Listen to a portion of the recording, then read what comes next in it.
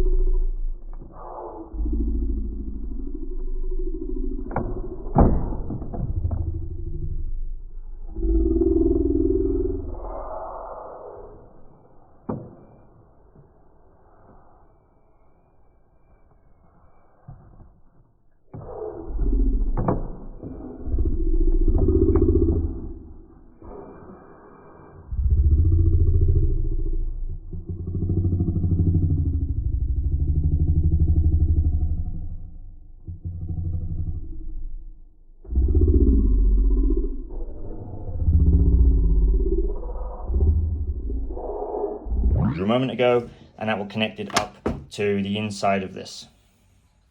Okay, so it's connected up now. I extended a little bit of hose back to this one that was coming out the ground here, so I used the coupler again to join these together, extended the hose over to here, so I can basically start our pipe running from this area, and it can go straight along the wall. The irrigation pipe doesn't like to go around bends, so we try and run it straight as we can where possible. Okay, so we've got these sticks, and they will connect up to these T's. So basically, wherever we want to have one of these, we put that into there, and then we will put one of the sprayers in the end, and this will be the pipe in and pipe out. So we can position these where we want them to be around the garden, and then connect up the pipe later. So basically, they will just kind of push and screw in to there, and then in the end of this, we will put one of the misters, one of the sprayers like this here. So we actually have a little tool that we can use to put this in. So you just put that over here, and you can screw it in to place, and then once you're done with that, you can put the pipe back on. So use the same tool to put this into the end. Now this is a 90-degree sprayer. You can see the opening there, so you can rotate it around so it'll spray at a kind of 90-degree coverage, and you can rotate it around to cover the area that you want. Okay, so we've got the first part set up. We've got our filter here. We've got a little bit of pipe that comes out. We put in one of the elbows, and our stick with our 90-degree sprayer on the top. So I'm going to put this on the end there just as a test, so no more water will come out, and we can turn it on and see if it's working. So there we have it turned on, and as you can see, you can turn this around to control where the water goes. So we've got to make sure that we get coverage over everywhere that we want it to be. So it's spraying far enough, as you can see. It's reaching the wall here, it's getting these plants, so it's good coverage. All we've got to do now is extend the pipe along, and we put several more along the way here. We'll use the 180 ones. This is a 90-degree because we're at the end here. I didn't want water spraying over this area, so we put some 180s along here, which will give a wider coverage area. And once we get to the end of this part, we'll route the pipe over here and cover this area as well. Just a little bit of a sideshow. Here in Alvera, we are quite close to Clark Airport, which is also a military base. So we do get planes flying past, and helicopters, military aircraft. Philippine Air Force recently bought some Black Hawks. That's not one of them, but we have had Black Hawks flying over the area. And we do get to see also as well, coming on the flight path here, we see lots of other commercial airliners. Fewer now in COVID days. So now I've got out the drill, electric screwdriver. I'm using it as at the moment to screw these into place. So I've got these holders here. This is what's really nice about the Gardena system. They've really thought through everything. These holders will go over the posts. I can screw them now into our edge of our decking there, later on into the wall, and that holds it in place exactly where we want it to be, so it's not going to move around. So we'll screw those in all the way along here. We've got another one to do here, and then you see now I've already routed the pipe around and over here to the wall.